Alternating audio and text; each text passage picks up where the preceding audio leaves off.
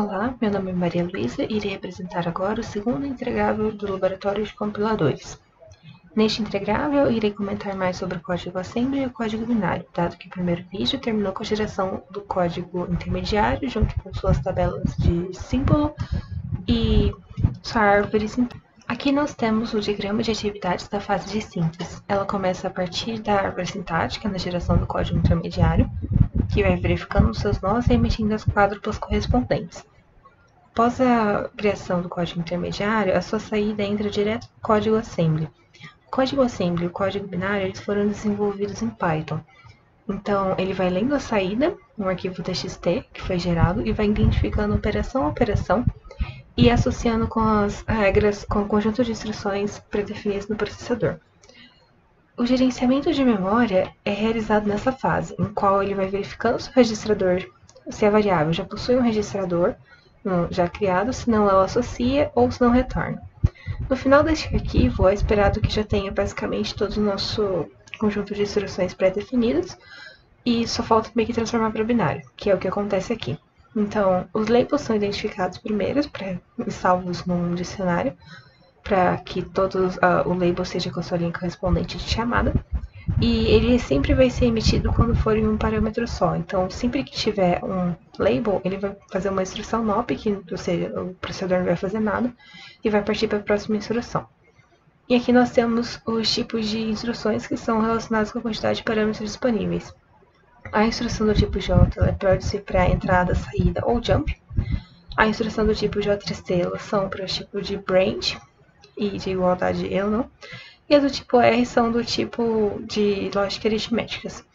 No final do arquivo, se tiver corrido tudo bem e leu todas as instruções, ao final está finalizada essa fase de síntese, assim como o compilador já tem o seu executável. Irei mostrar agora o gerador de código assembly. Ele é constituído por auxiliares que vão controlar o banco de registradores, o banco de memórias e as funções. E aqui é bem simples o banco dos registradores. Ele basicamente vai retornar o registrador correspondente dado como entrada, senão ele cria esse registrador no banco alocado para esse espaço. E a mesma coisa para o de memória. E o empilha parâmetros e os empilha parâmetros são auxiliares para funções. Então, basicamente é o seguinte, quando eu começo a ler o código intermediário, conforme essa saída que foi do vídeo anterior, eu emito uma quádrupla para pular direto para main, que é onde o código vai ser emitido, e continuo lendo as suas entradas. Por exemplo, ele leu função inteiro Fibonacci. A minha função, ela começou com vazio, como eu defini aqui, ó. Então, a minha primeira função, que vai ser lida, ela vai ser vazia e vai receber o parâmetro 2, ou seja, Fibonacci. Então, aqui eu vou colocar o nome da função, porque a partir daí é o nome do label que vai ser executado o código assembly, e já crio um banco de memória para o retorno, já que ela é um tipo inteiro. Aqui o load é o que a função vai carregar. Então, eu sempre vou acabar empilhando esses parâmetros, porque em algum momento esses loads vão virar parâmetros de uma chamada de função. Que nem aqui, por exemplo, ó, é um parâmetro, então eu vou acabar empilhando esses parâmetros para quando eu tiver uma chamada, aqui ó, se tiver uma chamada, eu vou desempilhar esses parâmetros para poder identificar quais são os registradores e memórias correspondentes. E vou emitindo essas quádruplas aqui, conforme o meu conjunto de memórias. Neste caso aqui, este aqui é uma de leitura e a minha entrada vai ser uma memória. Sempre vou ler da memória e sempre vou tentar o que tiver no registrador. Aqui ó, a instrução de assign, eu vou associar qual que é o registrador já correspondente e verificar. Se for um dígito direto, eu faço um load mediate, direto com parâmetro para um registrador.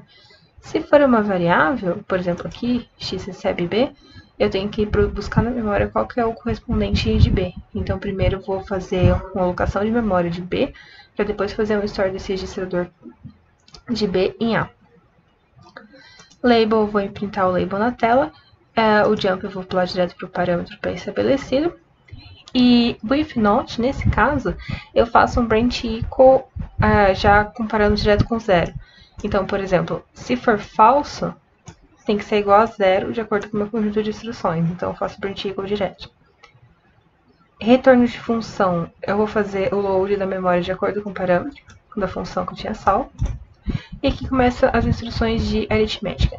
No caso, se for um de vetor, eu tenho que primeiro incrementar as posições dos vetores.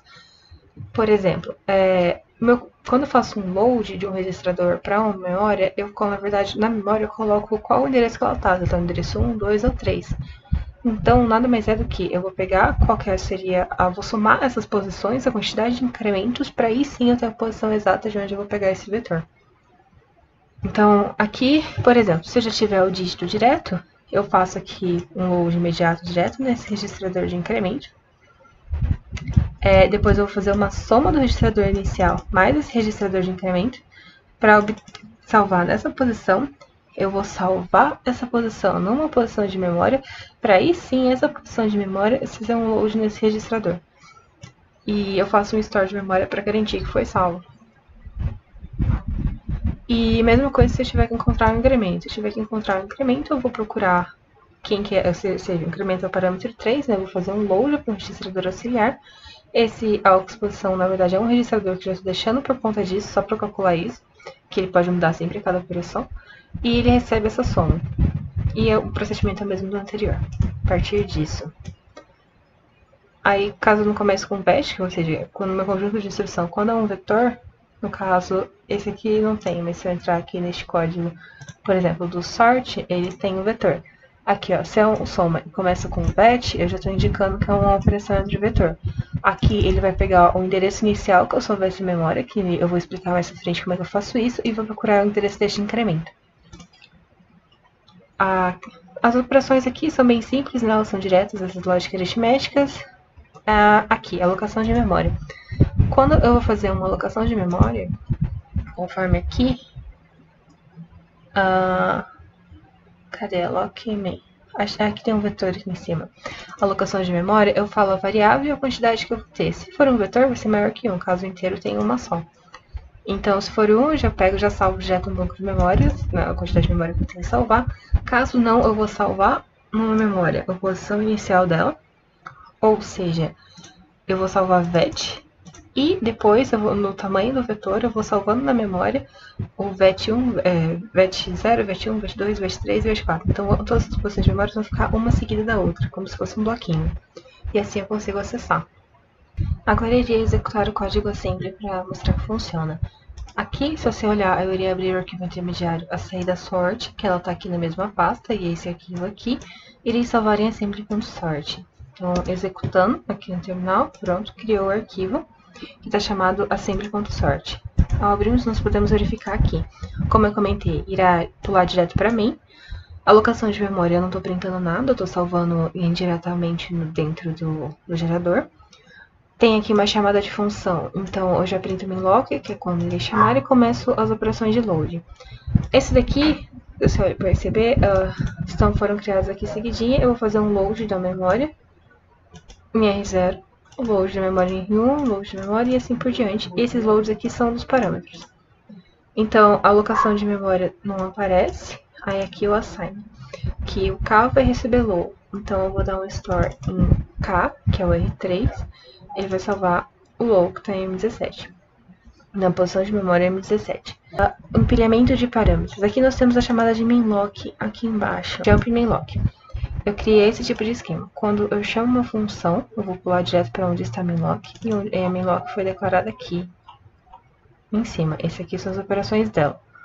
Só que antes disso, eu vou dando um store, ou seja, pegando a memória e vou jogando nesses registradores correspondentes o que foi feito de operação, seja o que for, por aqui, e elas vão recebendo essas variáveis. Na hora que eu dou um jump, por exemplo, eu dou um store da memória que estava de R0 e M12. Se eu vim aqui, eu vou dar um load de M12 em R0. Então, eu faço esse esquema de parâmetros com empilha e desempilha. Ao final dessa execução, eu pulo para jump minlock, ou seja, sempre na hora que eu crio uma variável de jump, que foi uma chamada, eu já crio logo um retorno para ela, assim que eu posso controlar. Aqui é o meu gerador de código binário. Então, como ele foi feito em Python, ele já tem uma função direta que converte um número para um número binário. E esse número binário, ele é no estilo aqui, ó, começa com o 0b.